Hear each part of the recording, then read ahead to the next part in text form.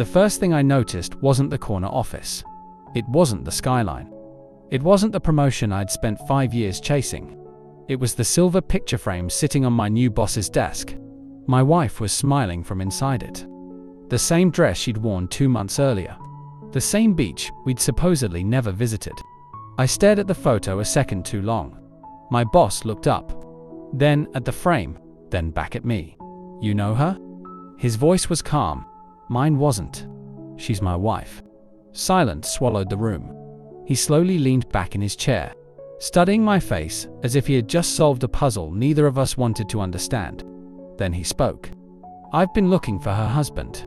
Those 7 words shattered everything I believed about my life. I introduced myself to the company that morning, believing I was finally starting over. A better salary, a better future. Claire had hugged me before I left. She kissed my forehead and told me she was proud of me. Her smile looked genuine. Now that same smile sat inside another man's office. Framed. Personal. Important. My boss closed the office door. "My name is Richard," he said quietly.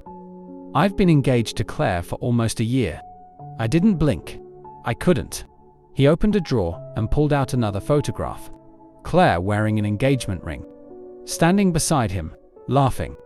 My stomach twisted. She told me her husband died 3 years ago. I felt something inside me disappear. Not explode. Disappear. Like a light quietly switching off.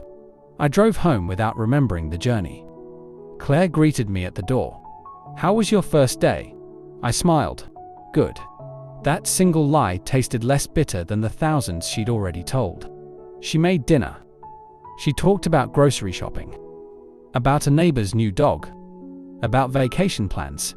I watched her carefully. How many versions of herself existed? How many lives had she built while I was busy building ours? That night, she fell asleep against my shoulder. I stayed awake. Listening. Thinking. Planning. People imagine betrayal creates chaos. For me, it created absolute silence. Over the next 3 weeks, I became someone Claire no longer noticed. I never confronted her. Instead, I observed. She had 2 phones.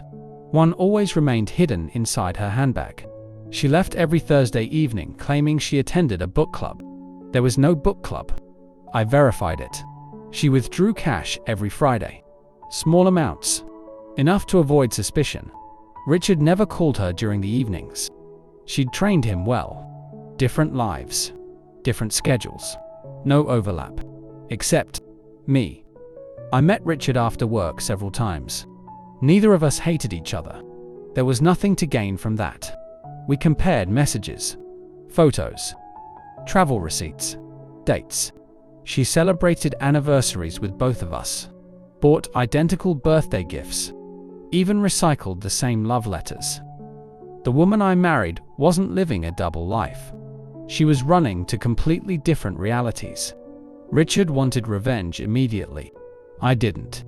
Anger burns too quickly. Truth lasts forever. So we waited. We collected everything. Security footage, bank statements, hotel reservations, voice messages. One afternoon, Richard discovered something neither of us expected. There wasn't just us. There was a third man, an older investor she'd convinced to fund her business. The business never existed. Neither did the emergency medical bill she'd shown me, or the family crisis she'd told Richard about. Every tragedy had been borrowed. Every emotion had been manufactured. She wasn't cheating because she fell in love. She was surviving through deception, using people until they became unnecessary. Exactly 1 month after my first day at work, I invited Claire to dinner. Richard invited her an hour later. Same restaurant. Same evening. Different tables. She accepted both invitations, without realizing they were impossible. Richard arrived first.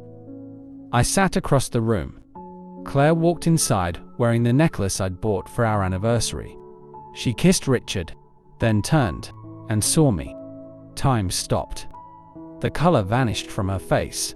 She looked from me to Richard, then back again. Neither of us stood. Neither of us shouted. Richard simply placed a thick folder on the table. I walked over and added another. Inside were photographs, financial records, phone logs, every lie, every contradiction, every stolen promise. Claire's hands began shaking. I can explain. No, I said calmly. You've been explaining for years. Richard removed the engagement ring from his pocket. He placed it beside the folders. I think this belongs to the woman neither of us actually knew. The restaurant remained strangely quiet. No scene, no drama, just truth. Cold, complete, unavoidable. The divorce was finalized 6 months later. Richard disappeared from my life. We never became friends. We simply became survivors of the same illusion. Claire sent letters, apologies, excuses. I never opened them. Some questions don't deserve answers once the evidence has already spoken. People ask whether I regret taking that job. I always smile. If I hadn't accepted it, I might have spent years loving a stranger. Instead, I lost a marriage and found the truth. Looking back, I don't remember my first day because of the promotion, or the office, or the corner desk. I remember it because that single photograph showed me something far more valuable than success. It showed me the face of deception before it had another chance to destroy my future.